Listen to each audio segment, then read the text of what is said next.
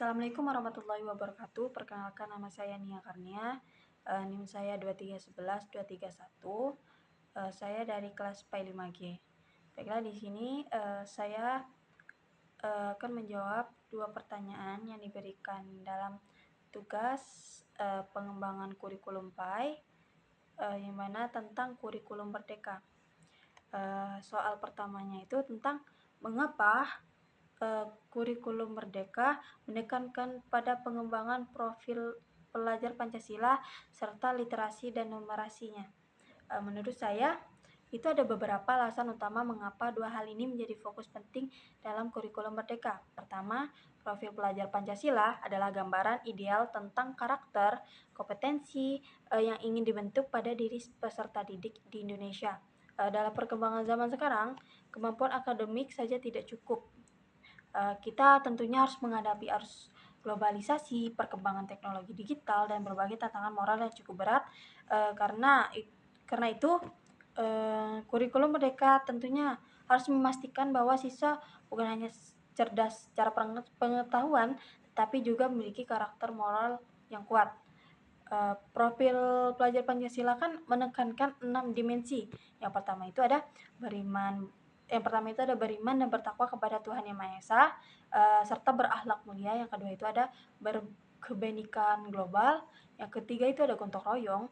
Yang keempat itu ada mandiri. Yang kelima itu ada berpikir kritis. Dan yang terakhir itu ada kreatif. Jadi keenam dimensi ini sebenarnya selaras dengan tujuan pendidikan nasional, yaitu membentuk manusia yang beriman, bertakwa, berakhlak mulia, sehat, berilmu, cakap, kreatif, mandiri, dan menjadi warga negara yang demokratis dan bertanggung jawab. Jadi, fokus pada profil pelajar Pancasila penting untuk menciptakan generasi yang tidak tercerabut dari nilai-nilai bangsa, tetapi sekaligus siap bersaing dalam dunia global. Kedua kurikulum ini juga menekankan pada literasi dan numerasi, dan ini memiliki alasan yang sangat mendasar. Literasi bukan hanya sekedar kemampuan membaca, menulis, tetapi kemampuan memahami informasi, mengolah pengetahuan, dan mengkomunikasikannya kembali. Sementara numerasi bukan hanya berhitung, tetapi kemampuan menalar, menggunakan data, angka, pola, serta memecahkan masalah kehidupan nyata. Jadi dua kemampuan ini sifatnya itu lintas pelajaran. Apa sih itu lintas pelajaran? Lintas pelajaran artinya itu semua pelajaran membutuhkan yang namanya literasi dan numerasi. Bahkan dalam pelajaran PAI pun untuk memahami ayat, hadis, sejarah, dan akhlak, siswa memerlukan kemampuan literasi yang baik. Begitu juga numerasi diperlukan dalam hal-hal seperti hukum waris, zakat, perhitungan waktu ibadah, atau sebagainya. Jika kemampuan literasi dan numerasi tidak kuat, maka siswa tentunya akan kesulitan mengikuti pelajaran-pelajaran lainnya. Karena itulah kurikulum merdeka tentunya memfokuskan perhatian pada penguatan keduanya sebagai bekal utama bagi siswa. Jadi secara singkat, kurikulum merdeka menekankan 2 poin, karena ingin membentuk manusia yang lengkap, kuat karakter, dan kuat kompetensi dasarnya. Soal nomor 2 itu temanya tentang proyek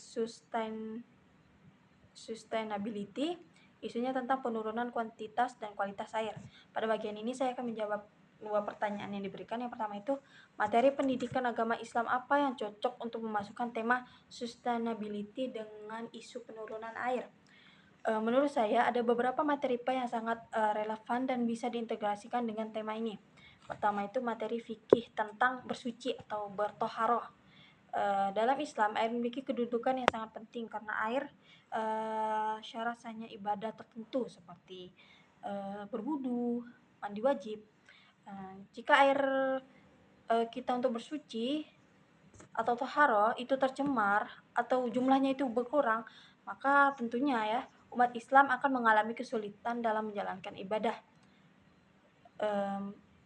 Yang bisa kita praktekkan pada materi toharoh kepada siswa nantinya, biar siswa itu bisa diajak untuk memahami. Yang pertama itu ada jenis air yang bisa digunakan untuk bersuci, yang kedua itu pentingnya menjaga kesucian air, dan yang terakhir itu kita harus bisa memberitahukan kepada siswa untuk memahami larangan mencemari sumber air, karena ini tentunya sangat cocok dikaitkan dengan isu penurunan kualitas air. Jadi kedua materi akhlak terhadap lingkungan mengajarkan umatnya dalam Islam, mengajarkan umatnya tidak berbuat kerusakan terhadap apapun di bumi, seperti dalam surat Al-A'raf ayat 56. Air yang tercemar adalah bentuk kerusakan lingkungan yang harus dihindari. Siswa bisa belajar bahwa menjaga air merupakan bagian dari akhlak mulia. Ketiga itu ada ayat-ayat Al-Quran tentang penciptaan alam dan fungsi air. Misalnya itu ada Quran surah An-Nabiyah ayat 30 yang menyebutkan bahwa Allah menciptakan segala sesuatu itu dari air. Yang kedua itu ada Quran surah Al-Mulk ayat 30 yang mengingatkan manusia bahwa jika air itu menghilang, siapakah yang akan dapat mendatangkannya kembali. Tentunya ayat-ayat ini mengajarkan bahwa air adalah anugerah Allah yang sangat berharga dan harus dijaga sebaik-baiknya. Keempat, materi amanah dan tanggung jawab sebagai khalifah di bumi. Manusia itu memiliki tugas merawat alam. Dengan demikian, menjaga ketersediaan air adalah bagian dari tanggung jawab kita sebagai hamba Allah. Jadi, dari materi fikih, akhlak, ayat-ayat tentang alam, sampai materi tentang amanah, semuanya bisa dikaitkan dengan isu penurunan kuantitas dan kualitas air.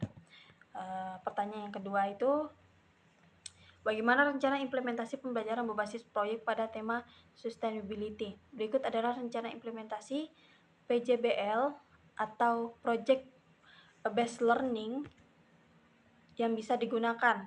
PJBL itu beda dengan PBL. Kalau PBL itu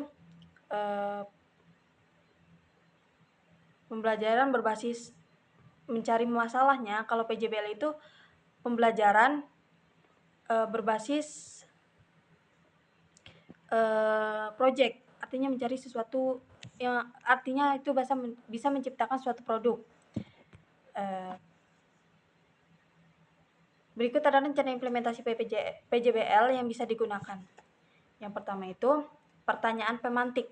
Guru membuka pembelajaran dengan pertanyaan, misalnya, bagaimana cara kita sebagai siswa menjaga kualitas dan ketersediaan air di lingkungan sekolah sesuai dengan ajaran Islam. Tentunya pertanyaan ini menghubungkan tentang tema sustainability dengan nilai-nilai pendidikan agama Islam. Yang kedua itu mengkaji materi pendidikan agama Islam. Guru memberikan materi tentang yang pertama misalnya toharo dan pentingnya air dalam ibadah, larangan berbuat kerusakan lingkungan, ayat-ayat Al-Quran tentang air, akhlak menjaga kebersihan, perintah untuk tidak boros dalam penggunaan air. Materi ini mungkin disampaikan secara interaktif dan siswa diberikan contoh kasus nyata tentang pencemaran air. Yang ketiga itu membentuk kelompok proyek. Mungkin nantinya di kelas dibagi menjadi beberapa kelompok. Nanti setiap kelompoknya memilih subtema, misalnya kelompok 1 itu tentang kampanye hemat air di sekolah, kelompok 2 itu membuat poster air dalam pandangan Islam, kelompok 3 itu membuat video edukasi tentang wudhu hemat air, kelompok selanjutnya itu tentang observasi pencemaran air di sekitar sekolah, dan selanjutnya itu membuat alat sederhana penyaring untuk air. Selanjutnya itu pengumpulan data dan observasi.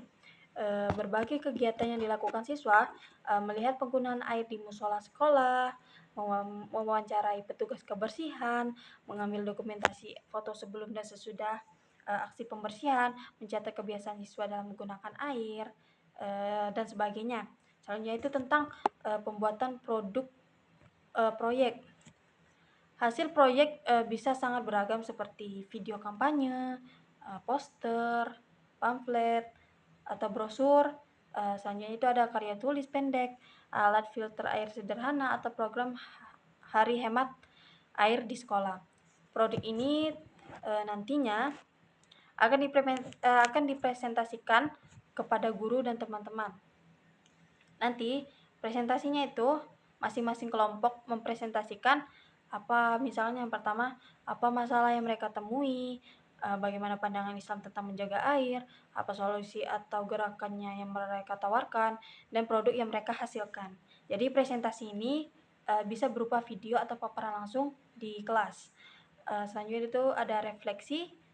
Siswa melakukan refleksi pribadi, misalkan apa yang mereka pelajari, nilai apa yang paling menyentuh bagi mereka. Selanjutnya, apa perubahan kebiasaan yang ingin mereka lakukan setelah ikut proyek yang tentang air tadi? Selanjutnya, penilaian. Penilaian, yang dilakukan berdasarkan misalkan, pemahaman konsep PAI, kreativitas proyek, keseriusan proses, kerjasama kelompok, dan dampak nyata terhadap lingkungan sekolah. Mungkin, demikian jawaban saya mengenai 2 pertanyaan penting dalam tugas terstruktur ini. Saya berharap penjelasan ini bisa memberikan gambaran bahwa kurikulum merdeka sebenarnya sangat mendukung pembelajaran PAI yang relevan dalam kehidupan nyata termasuk isu lingkungan. Mungkin hanya itu yang dapat saya sampaikan. Jika ada salah kata saya mohon maaf, kepada Allah saya mohon ampun. Saya akhiri, wassalamualaikum warahmatullahi wabarakatuh.